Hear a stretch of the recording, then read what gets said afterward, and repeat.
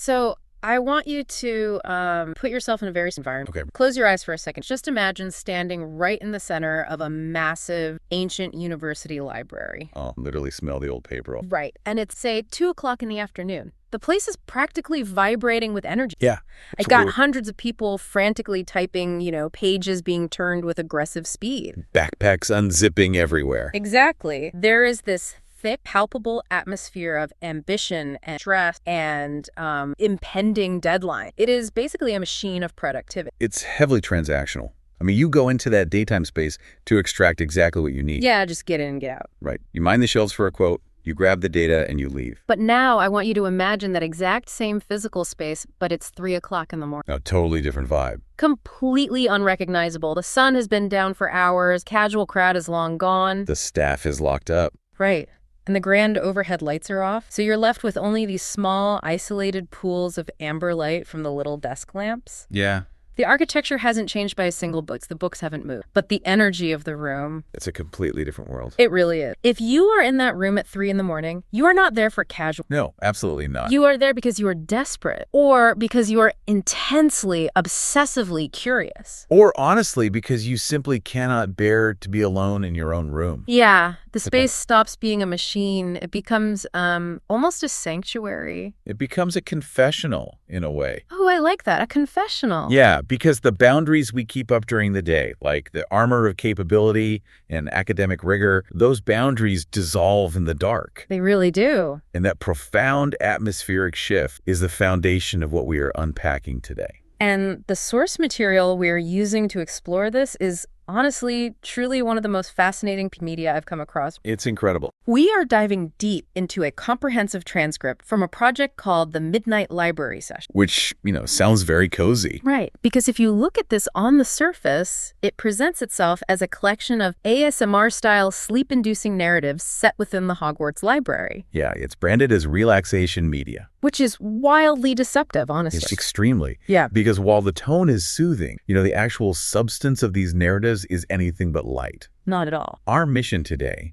is to really look past those cozy aesthetics and examine the incredibly sophisticated philosophical architecture under. Yeah, because this text does something brilliant. It doesn't treat the library as a static room holding inanimate objects. Right. It frames the library itself as a conscious, empathetic, almost breathing entity that actively diagnoses and treats the psychological wounds of the people wandering its aisles. I love how you phrase that, diagnose. Yeah. Because we're going to look at 4 distinct individuals who walk into this space carrying different types of heavy, invisible baggage. Real heavy stuff like grief, burnout, rigid intellectualism, and chronic insomnia. And we're going to see exactly how the library reacts to them. So let's start with the... That's a powerful one to start with. It really is, because the way this narrative handles loss through the character of Iris Blackthorne is devastatingly accurate. Iris's situation is a perfect entry point into the psychology of this space, really. Yeah, tell us about it. So she wanders into the restricted section in the middle of the night. And it's not because she wants to break the rules or study dark magic. Right, she's not sneaking around for the thrill of it. Exactly. She's there because she is drowning in a very specific, isolating kind of grief. She recently lost her grandmother, Evangeline. And Evangeline wasn't just any. Evangeline was the head librarian at the Institute for Magical Archives in Edinburgh. So her entire connection to her grandmother is inextricably linked to books. Completely. To the smell of old paper,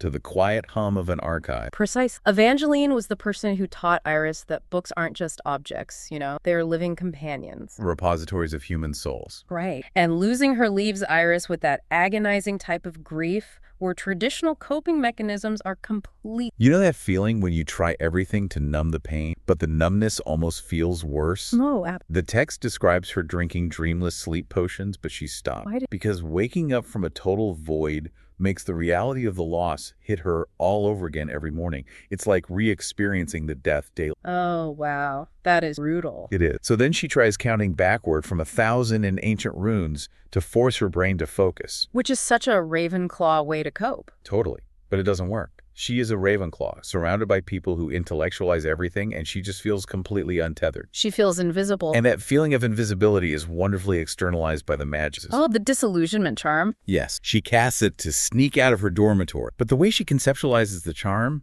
is key. Right, because her brother taught her a specific way to think about it. Exactly. He taught her that the spell isn't about becoming transparent. It's about becoming ignorable. Ignorable. That word just hits so hard. It forces the viewer's eye to slide right past you.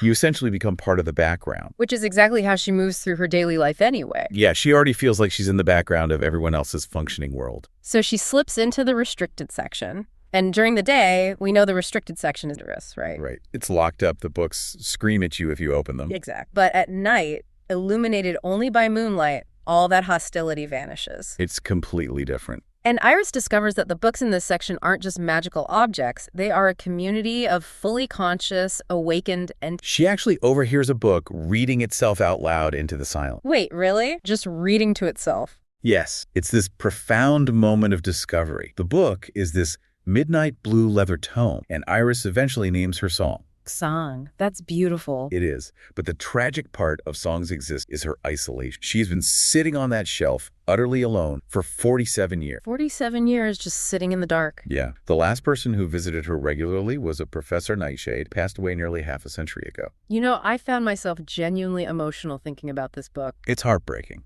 It really is. It's like finding out a brilliant mind has been locked in a sensory deprivation tank for decades. And Song reveals this heartbreaking dynamic, right? The awakened books actively hide their consciousness during the daylight hours. Right, they refuse to speak when the library is open. And we really have to ask why. Why would a conscious entity choose silence? Well, what does Song say? Song explains that they are terrified of being treated as academic curiosity. They fear being studied rather than loved. Wow. Let's sit with that for a second. Being studied rather than loved. It's heavy. That cuts so deep into the core of how we interact with information. We are trained, especially in high-level academia, to be completely ruthless with our sources. Oh, absolutely. We open a text, we mine it for the exact data point or thesis we need for our argument, and the second we have it, we just slam the book shut and shove it back on a shelf. We extract what we need and discard the rest. It's an entirely parasitic relation. Yeah. The narrative is using these awakened books as a metaphor for emotional neglect. It's exploring the very human fear of being valued solely for your utility. To be used rather than deeply understood. Exactly. And if you think about Iris's psychological state, this mirrors her own internal landscape perfectly. It's like she wandered into a forgotten retirement home for the world's most brilliant, lonely minds. That's a great way to put it. These books are essentially senior citizens desperate for a real conversation, not just a doctor checking their vitals. You know? Right. So Iris starts coming back every single night. She stops trying to numb her grief. Yes.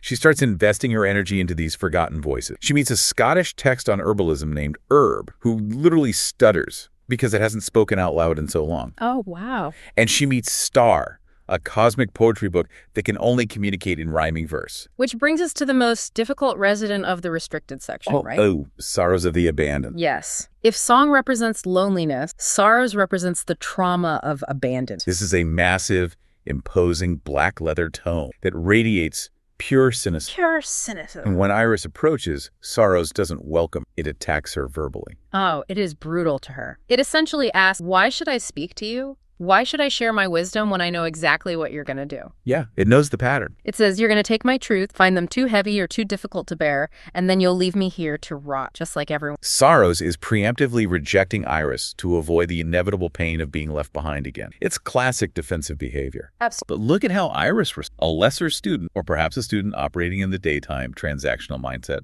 would argue. They try to debate the book. Right. They would try to prove their academic worth or promise to be a diligent reader. But Iris doesn't do that. She engages in what the narrative calls emotional archaeology. She just drops all her armor. She really does. She sits down cross-legged on the dusty floor right in front of this bitter, angry book, and she just bleeds her own trauma out. She meets the book where it is. She tells Sorrows about Evangeline, and she says this incredible line. She says, I know what it's like to offer pieces of your soul to people who don't even notice they're being given a gift. It's such a raw confession. She doesn't try to fix the book's anger, she validates. She meets the book in the depths of its despair, and she draws a vital, sophisticated distinction for sorrow. Right, about leaving. Yes. She explains the difference between leaving and abandon. Leaving, she says, is an inevitable function of time. People graduate, people move away, people die. Exactly. Evangeline left. But abandonment is an active, malicious choice. Wow. Abandonment is looking at something you once deeply valued and choosing to turn your back on it. I have to pause there because that distinction is everything. By giving sorrows the language to understand its own trauma, she initiates this amazing physical transformation. The book physically changes, yeah. The black leather binding of the book literally lightens into this warm, glowing amber color, and the book renames itself Soul. It's a beautiful externalization of the healing process. Yeah. What we are witnessing is Iris navigating her own grief through the act of witnessing someone else's pain. She isn't taking a potion to forget. No. She is utilizing active listening as a profound, localized form of magic. And it ripples outward. She doesn't keep it to herself. She realizes she can't sustain this entire ecosystem alone, so she carefully brings others in. She brings Luna Lovegood in, right? Yeah, she brings Luna in to illustrate the stories the books start telling, and Neville brings in specific therapeutic plants. Jasmine and night blooming syrup. Yes, to change the physical atmosphere of the space. And together they form the Midnight Listeners. It's a real community. But, I find myself wrestling with this concept a bit. How so? From a practical standpoint, if the purpose of a library is the preservation and dissemination of facts, isn't this emotional entanglement kind of counterproductive? That's the daytime mindset talking. Right. But does true learning actually require us to form a reciprocal emotional relationship with our source material? If we accept the premise of this narrative, the answer is an emphatic yes. The story is an indictment of the transactional model of education. Okay, unpack that. Think about what happens when Iris tells the book that their wisdom doesn't just stay in her head, it becomes part of her emotional vocabulary. Yeah. It changes how she breathes, how she interacts with her friends, how she processes her grandmother's death. She is telling the books, your teaching transcends your physical page. And that is the definition of true education. Exactly. It's a complete paradigm. Yeah. It's not about retaining facts for an exam. It's about fundamentally altering your world. Iris gives the books a sense of purpose, and the books give Iris a tether to the world. It's a perfect symbiosis. It really is. But the library's empathy isn't a one-size-fits-all mechanism. Not at all. Iris needed to learn how to listen to the forgotten. But what happens when the student entering the library isn't suffering from grief, but from an overwhelming, crushing anxiety about the future? Right, which brings us to a different manifestation of the library. Let's talk about section. Yeah, let's look at Mark. If Iris's story was about looking back at loss, Marcus's story is about the sheer terror of what is to come. Yeah, the future. If you, the listener, have ever felt like your entire life's trajectory was locked in before you even had a say in the matter, Marcus's reality is going to feel suffocating. Marcus is a fifth-year student, which means he is facing his OWL. Right, the big one. And this is the bottleneck moment in a magical education where your future career paths are decided. Yeah. And the pressure on him isn't just the standard academic stress. Oh, it's so much worse than that. It is a deeply entrenched generational weight. His parents, Cordelia and Nathaniel, are absolute titans in the field of magical medicine. They are highly distinguished healers at St. Mungo's. The elite of the elite. And there is no conversation about what Marcus might want to do. It is just assumed with this terrifyingly casual certainty that he will take up the family mantle.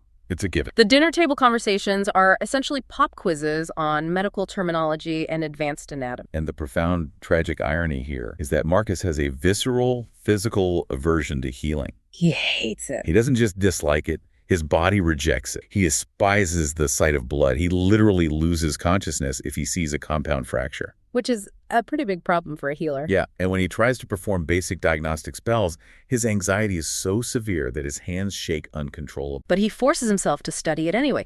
Think about the agony of that. He is naturally brilliant at herbology, though. Yes. He loves the slow, quiet, nurturing work of tending to magical plants. He understands them intuitively. But he is suppressing his natural aptitude out of sheer terror pointing his parents. This introduces a vital psychological concept that the narrative explores beautifully. What's that?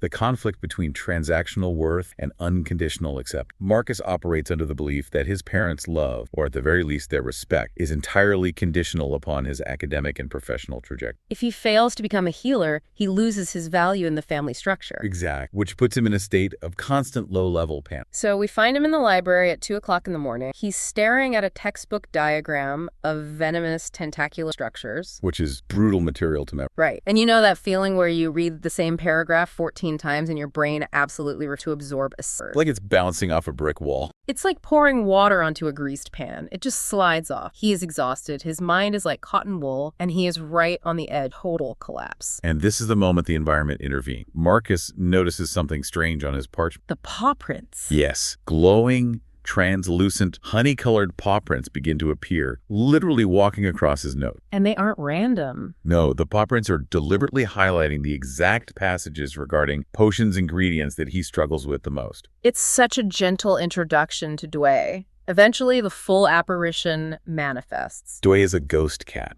A ghost cat. He's described as translucent silver white with the sturdy, grounding body of a large cat, but his face has this slight, uncanny resemblance to a barn owl. Right, which is an interesting visual detail. It turns out, according to the castle ghosts, Dway was Madame Pince's fiercely loyal companion for decades. The librarian's cat. Yeah, and when his physical body gave out, he simply refused to move on. He chose to remain as a spectral guardian of the library. Dway is the exact antidote to Marcus's crisis. Yeah. He is the physical, environmental manifestation of unconditional support. Unconditional. Because when Dway hops onto Marcus's table, curls up next to his inkwell, and begins to purr, it isn't just a cute, comforting sound. No, it's functional. Very. The narrative dives into the actual neurological impact of this purr. It acts as an external regulator for an overwhelmed nervous system. The details of this are fascinating. The text describes the purr as shifting its frequency depending on what Marcus's brain is trying to accomplish. Oh, tell me more about that. Well, if Marcus is doing rote memorization cramming dates or potion ratios, the purr drops into the steady, deep, rhythmic hum that grounds. Okay.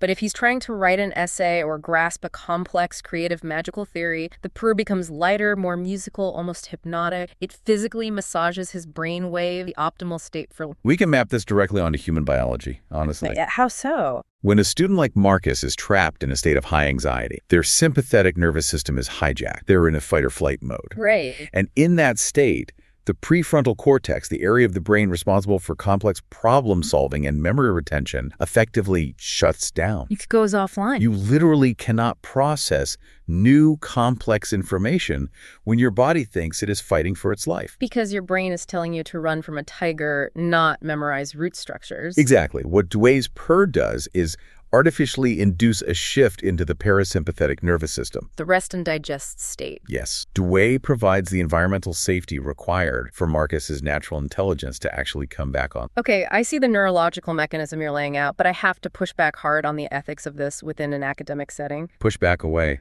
If I'm a student, and I have a magical ghost cat walking across my parchment, highlighting the exact sentences I need to know for my finals, how is that not just blatant cheating? It feels like it entirely bypasses the actual struggle of the learning process. What happens when Marcus sits for the actual OWL exam in the Great Hall, and Dway isn't there to purr him into a palm state? Has he actually learned it? That is the exact trap of the transactional mindset talking. Is it? Let's look closer at what Dway actually does. Dway never provides a single answer. Okay, fair. The spectral pause might hold down a curling piece of parchment or nudge Marcus's quill when he's about to misspell a crucial ingredient out of exhaustion. But Dway isn't doing the intellectual heavy lifting. He's just playing defense against the anxiety. Precise. Dway's intervention doesn't give Marcus an unearned advantage. It removes an unnatural burden. Oh, that's a great distinction. The crushing weight of Cordelia and Nathaniel's expectation isn't a normal part of the curriculum. It's a severe handicap. Huge. Dway levels the playing field. By replacing the paralyzing fear of failure with a sense of environmental safety, Marcus is able to engage with the material naturally. And the text notes that Marcus's essays don't just improve in accuracy, they improve in insight and creativity. He begins to actually understand the work because he isn't terrified of it anymore. And importantly, once that neural pathway of understanding is forged in safety, Marcus retains the knowledge, even when Dway isn't. Exactly. The knowledge state. That distinction completely changes how I view the magic. It's not a crutch, it's scaffolding. Scaffolding is the perfect word. But the scaffolding gets violently tested. 2 weeks before the exams, right in the middle of March, Marcus gets a letter from his mother delivered at breakfast. Oh, the letter. And it is a masterpiece, passive-aggressive pressure. She tells him she's cautiously optimistic about his upcoming exams, but she spends a paragraph expressing her deep disappointment in his mediocre transfiguration. Heavily implying that without transfiguration, his career in high-level medicine is doomed. It is the velvet-gloved fist. She couches her demands in the language of maternal concern, which makes it impossible for Marcus to get angry. He can only internalize the fail. And he absolutely shatters. He does. That night, At 3 in the morning, he is back in the library trying to force his brain to master a complex physical transformation spell. Turning a wooden cup into a metal goblet, right? And his hands are shaking so badly he drops his wand. He starts hyperventilating, openly weeping, whispering to an empty room that he is never, ever going to be good enough. It's awful. And this is the climax of his story. Dwayne doesn't just purr this time. Dwayne responds with an act of profound sacrifice. Tell them what Dwayne... The ghost cat blazes with this intense, blinding silver light. He becomes nearly solid, and the purr amplifies until it vibrates through the very stone of the floorboards. Wow. But ghosts don't have infinite power. To manifest this physically, to provide this overwhelming anchor of calm, Dwayne is burning his own accumulated spiritual energy. He is spending his afterlife force. Yes. And Marcus realizes this. He sees the edges of Dwayne's form starting to fray and thin out, and Marcus begs him to stop. He literally says, "Stop, I'm not worth it." That breaks my heart. He believes his academic failure makes him unworthy of basic comfort. But Dwayne's blazing light acts as a lighthouse beacon in the dark castle. It draws in other students who are also awake, also wandering the halls, carrying their own burdens. Luna Lovegood appears from the stacks. Always Luna. Then Neville Longbottom, Hannah Abbott, and Susan Bones quietly emerge from the shadow. Without a word, they form a physical circle around Marcus's table. They create a barricade of peer support. And surrounded by that unconditional presence, Marcus finally says the terrifying truth out loud. He drops his head onto his arms and confesses, "I don't want to be a healer. I hate blood. I want to work in the greenhouses." And Neville, of all people. Right, Neville. Neville, who has spent his entire life being crushed by the legacy of his Auror parents and his domineering grandmother, kneels down and tells Marcus that there is absolutely no shame in knowing what makes your own heart. It is the birth of an impromptu, deeply loyal support system they later call the Night Watchers. I love that name. Marcus realizes that the veneer of perfect capability everyone projects during the day is a lie. They are all, in their own ways, terrified of not being enough. And that realization, combined with the visceral memory of Dwayne sacrificing his energy just to make Marcus feel safe, gives Marcus the armor he needs. He actually confronts his parents. He does. After the exams, he sits them down. And the twist here is brilliant. It's not a screaming match. His mother admits she secretly had terrifying doubts about whether Marcus's gentle nature could survive the trauma wards of St. Mungo, but she didn't know how to give him permission to quit. And his father confesses that he only chose healing because his own father demanded it. It's the breaking of generational trauma. It really is. Marcus pivots his entire academic focus to magical botany. And beautifully, the narrative tells us that in his later years, he becomes the most sought-after tutor. Not because he's a ruthless academic genius. No. But because he possesses radical empathy, he knows exactly how it feels to sit in the dark, convinced you are broken, and he knows how to sit patiently with a struggling student until their panic subsides. He becomes the human embodiment of Dwayne's purr. It's incredible. So Marcus finds his personal truth by letting go of expectation. But what happens when the search for truth isn't about an individual career path? Oh, this is where we pivot. Yeah. What happens when a student tries to track down the origins of human understanding? If you think you know how Hermione Granger's mind works, this next narrative is going to completely deconstruct her. Hermione's journey into the whispering section is, at its core, a masterclass in epistemology. Epistemology. Remind us what that means in this context. Epistemology is the philosophical study of knowledge. It's about how we know, and what we define as valid information. And Hermione is the patron saint of written, verifiable information. Exactly. When her segment opens, she has been obsessively hunting for a single primary source every week, the Chronicles of Merlin's Lost. And she is attacking the library like a general executing a siege. She really is. She's using the card catalogs, the cross-referencing indices, temporal tracking spells. She is trying to violently impose intellectual order on a magical space. She is operating entirely on the daytime transactional frequency. She believes the library is a puzzle that can be solved with enough logic and effort. But Madame Pince watches her frantic frustration and offers a very cryptic. She tells Hermione, "You are trying to trap the text. Some knowledge refuses to be caught. You must let it." Which, to Hermione's intensely logical brain, sounds like absolute nonsense. It infuriates her. How can a book choose you? But exhaustion eventually wears down her rigid methodology. Yeah, she can't keep that pace up. Late one night, she gives up on the catalogs and just starts walking deep into the unmapped, older territories of the archive. And she finds a physical impossibility. A doorway leading into a circular room that geometrically should not exist within the castle walls. She steps into the whispering section. The sensory design of this room is breathtaking. There were no shelves. No shelf. In a library. None. Instead, the room is filled with thousands of glowing silver threads spiraling from the floor to the domed ceiling. These threads are the visual manifestation of sound waves. Oh, wow. And emanating from them are thousands of voices speaking simultaneously in hundreds of ancient, dead, and living language. It's a localized tornado of human history. The text tells us these threads contain the unwritten oral traditions of humanity. Creation myths saying around prehistoric fire. Rhythmic healing chants, navigational songs used to cross oceans before maps even existed. And Hermione's immediate instinctual reaction is to do exactly what her years of academic training have conditioned. Let me guess. She attempts to conquer intellect. Yes. She pulls out her wand and her parchment, and she tries to isolate the voice. She tries to parse the grammar, categorize the languages by region,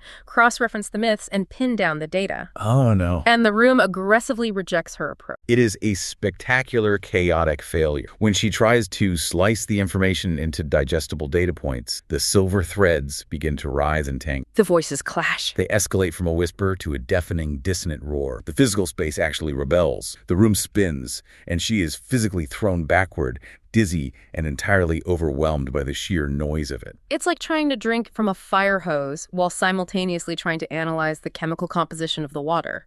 That's a great analogy. To put it in a modern context, it's as if someone decided they wanted to understand how a website works, so they tried to read the entire raw source code of the internet all at once, instead of just sitting back and looking at the interface. Her brain just completely blue screen. Because she is slamming headfirst into the philosophical tension of the narrative, the fundamental conflict between written knowledge and oral wisdom. Break that down for us. Hermione's entire identity is built on written knowledge. Written text is fixed. It is categorized. It has an author. It can be debated, owned, and possessed. It appeals to the ego of the scholar. Like, I know this fact, therefore I am smart. Exactly. But oral wisdom operates on a completely different paradigm. It is fluid. It is collective. It's constantly moving. Right. It relies on the experiential connection between the speaker and the listener. It cannot be possessed or locked in a vault. It can only be participated. So when she tries to freeze it and categorize it, she destroys the very nature of the knowledge she's trying to acquire. So she's lying on the floor, holding her head, and she finally just screams, "Stop!" And the second she stops trying to analyze, the room instantly settles back, gentle hum. She has to surrender. That's when she notices the only piece of furniture, a single intricately carved wooden chair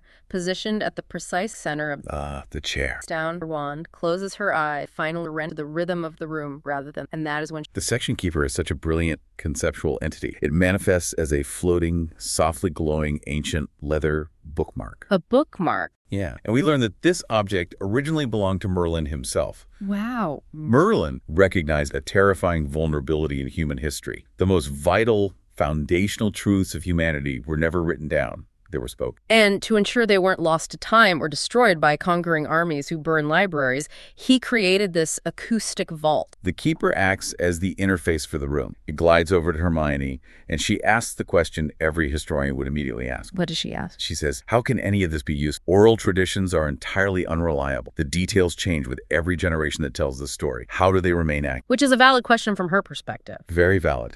And the keeper delivers what I think is the most devastatingly profound line in this entire deep dive. Let's hear it. Accuracy and truth are not always the same thing. I need us to pull that apart.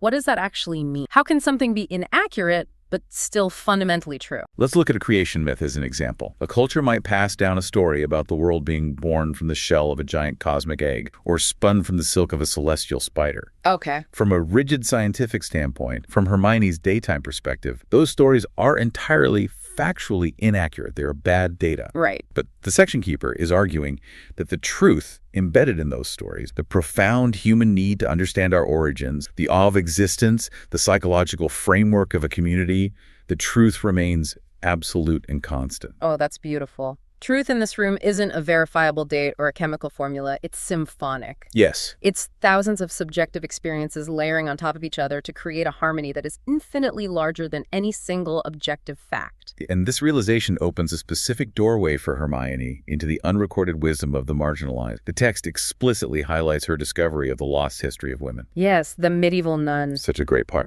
Hermione catches a thread of a whispered chant from the 12th century. It's a rhythmic, almost hypnotic prayer used by a nun in a convent. But it's not just a prayer. No. As Hermione listens to the cadence, she realizes the nun isn't just praying. She is verbally encoding complex mathematical innovations like geometry and early calculus into the rhythm of the prayer. Her male colleagues took credit for the written theorems, effectively erasing her from the history. But her actual voice, her raw, brilliant intellect, survived in the oral traditions passed down among the women in the market. Which is a profound critique of written history itself. Who gets to write the history? Historically, it's those with systemic power, wealth, and formal education. Written history is inherently biased by the victor. The whispering section subverts that entirely. The keeper tells Hermione, knowledge belongs to everyone. Every human being who has ever lived has contributed a note to this symphony. It is the ultimate democratization. This experience rewrites Hermione's operational code. We see the ripple effects in her daytime life. Her professors are baffled because her essays change. How so? Instead of aggressively arguing for one single, impenetrable, correct answer, she starts exploring the emotional subtext of historical events. She explores multiple, conflicting perspectives. But more importantly, it changes how she treats her friends. Oh, absolutely. When Harry or Ron come to her with a crisis, her default reaction is no longer to bossily tell them exactly how to fix it based on something she read in a book. She learns to just sit, be quiet, and hold space for their anxiety. She has evolved from a collector of facts into a true scholar, and the culmination of this evolution happens when the section keeper invites her to contribute. The keeper tells her that simply listening is only half of the equation of wisdom. To keep the symphony alive, she must add her own truth. And she doesn't read from a textbook. She sits in that wooden chair, closes her eyes, and she reflects on her own unique, terrifying experience. She thinks about what it feels like to be a muggle-born witch. Ripped from the ordinary world and thrust into a magical society where a faction of people literally want her dead because she feels the isolation of the out. And she just begins to hum. She hums a melody of and a new, bright silver thread spins out of her chest, self-right. It's the ultimate integration of the self. She realizes her personal experience is just as historically valid as a textbook. It gives me chill. Hermione discovers that the library preserves the grand collective history of humanity. But our final narrative shifts the focus inward again. Yes, let's talk about Cedric. It reveals how this conscious space preserves a much more intimate, painfully secret history of student suffering and shared vulnerability in the dark. Let's look at the story of Cedric Ashworth. Cedric's narrative grounds us in the physical toll that psychological distress takes on the body. Cedric is a third-year Hufflepuff, and he is enduring a brutal, relentless bout of chronic insomnia. He hasn't slept a full night in months. And the narrative doesn't shy away from the con. His parents are going through an incredibly toxic, volatile magic. We are talking about screaming matches where hexes are thrown, lawyers tearing apart the family estate, forcing a child to choose sides. Exactly. Cedric is trapped in the blast radius. He is desperately trying to remain neutral, trying to be the peacemaker. And the sheer effort of managing his parents' unstable emotions is keeping his brain in a state of hypervigilance. His mind is just a racing engine that won't shut off. He lies in bed at 1 a.m., 2 a.m., worrying about where he's going to spend the summer holiday, agonizing over how to show love to his mother without feeling like he's betraying his father. And just like Iris, the conventional medical solutions are failing him entirely. Because conventional solutions often treat the symptom,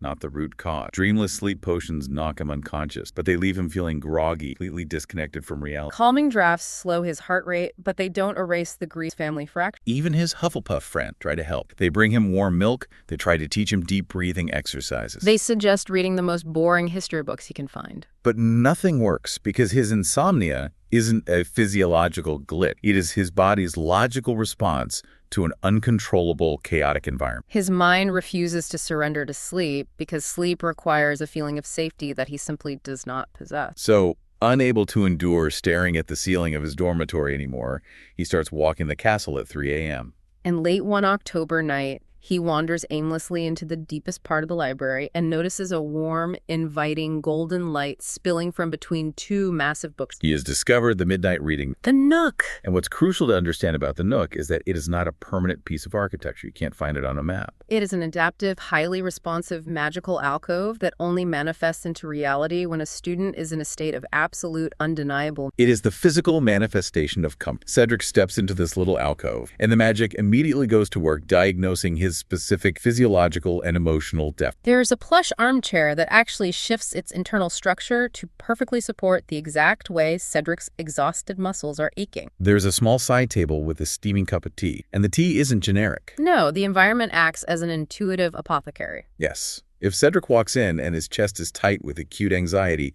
the tea tastes of chamomile, lavender, and warm honey. But on nights where he is bogged down by depressive brain fog, the tea sharpens into peppermint and bright lemon clarity. And resting on the arm of the chair is always a single book, and it is never a textbook. It's never anything he has to memorize. It is always narrative fiction or gentle memoirs. Because intellectual labor requires energy he doesn't have, he needs emotional nourishment. The text explicitly describes the prose of these books as flowing like honey mixed with starlight. The first book he finds is a collection of quiet tales about young people navigating turbulent family changes and finding their footing. And here is the vital distinction the narrative makes, which completely flips our expectation of a magical cure. The Nook does not cure his insomnia. No, it doesn't. When Cedric drinks the tea and reads the book, he doesn't magically pass out in the chair. He stays awake until dawn. But the quality of his wakefulness changes. The Nook doesn't force his body into a state of sleep that his nervous system is actively resisting. Instead, it removes the suffering and the panic associated with being awake. It provides a sanctuary where his sleeplessness is not treated as a disease,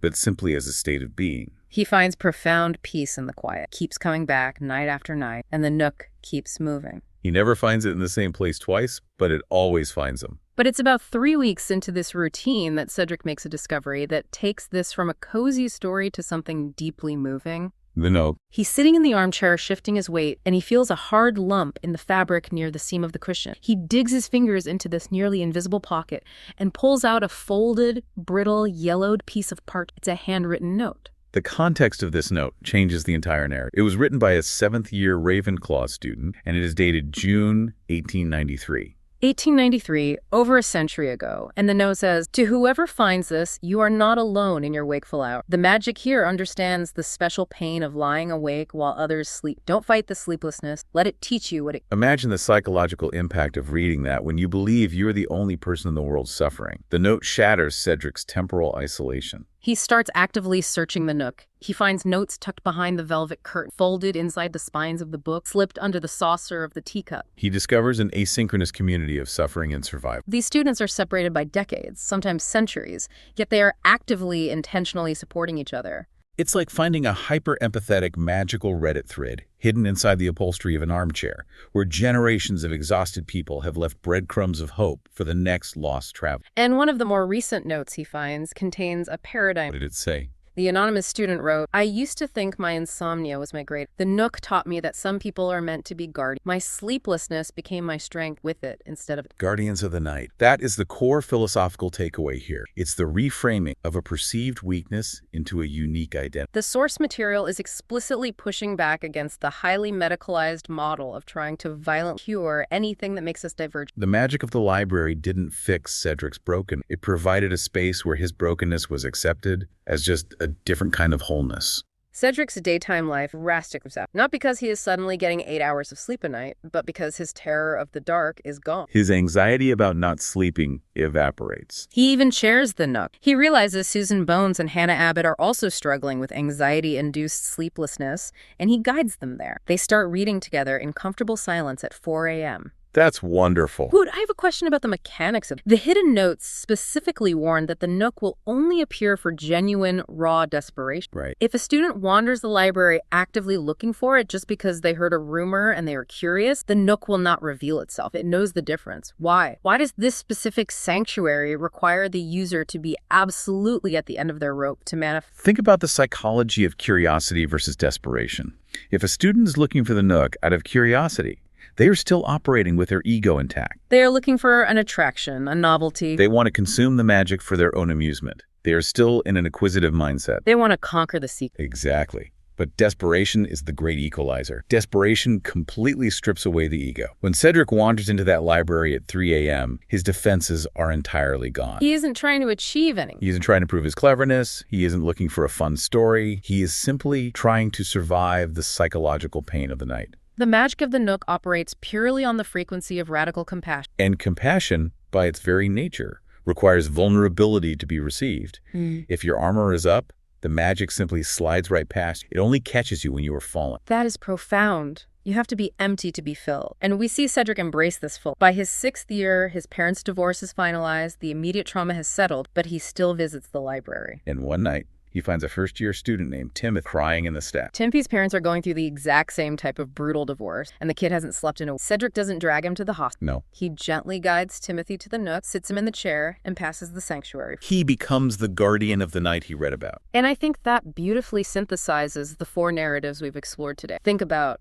Iris, Marcus, Hermione, and Cedric. They all walked into that midnight library looking for entirely different. Iris was looking for a distraction from her agonizing grief. Marcus was desperately looking for a way to force good grades to appease his parents. Hermione was hunting for a very specific historical data point, and Cedric simply wanted to force his brain into unconscious. They came with surface-level desires, but the library, acting as this incredibly ancient, empathetic conscious, looked past what they wanted and gave them what they actually required to heal. Iris didn't get distraction. She found a community among the forgotten that taught her how to process grief. Marcus didn't get a cheat sheet for his exam. He got an anchor of unconditional acceptance that gave him the courage to face his burnout. Hermione didn't get a textbook. She got an immersive experience in oral history that shattered her intellectual arrogance and taught her. And Cedric didn't get a magical sleeping pill. He found a sanctuary that validated his struggle and connected him to a lineage of survivors. When you step back and look at the architecture of these stories, it challenges us to deeply examine our own relationship with the spaces we inhabit and the information we. And it is so incredibly relevant to our lives, right? We aren't wandering around a magical Scottish castle with ghost cats and stuttering books. But we live in a reality of unprecedented, crushing information overload. We carry devices in our pockets that contain more raw data than the entire restricted section. But these stories are a vital reminder that having access to all the information in the world does absolutely nothing to cure loneliness or academic burnout or the anxiety of a fractured family. Because information is not wisdom. We have to ask ourselves, are we constantly mining our daily experiences and our relationships just to extract data to prove our worth, the way Marcus tried? Are we demanding cold accuracy from the people around us at the expense of their emotional truth, the way Hermione initially did? Or are we capable of slowing down, sitting in the quiet, listening to the silent suffering of the people around us, and leaving notes of encouragement in the dark for those who will walk the difficult paths after us, like Cedric and Iris? That is the challenge of the Midnight Library. And that leaves us with a final, lingering thought for you to carry with you today. It's a question for everyone listening. I want you to think about your own personal midnight library. We all have those times you've been awake at 3 a.m., sitting on your couch or staring at your ceiling, carrying a burden so heavy you feel like you are the only person on the planet who is awake and hurting. Imagine if you could reach into the cushions of your own life and pull out a note from someone who survived exactly what you are feeling. If you were the one writing that note today, if you were to slip a piece of parchment into the hidden seams of the world for the next exhausted traveler who feels exactly the way you do right now, what would your silver thread of wisdom say? What an incredible prompt for self-reflection. Remember that massive, buzzing university library we talked about at the very beginning? The next time you find yourself in a space of overwhelming noise and information, maybe don't immediately rush to the brightest light or the most obvious textbook. Maybe take a breath, sit in the quiet, listen. The architecture of the space might just transform to give you exactly what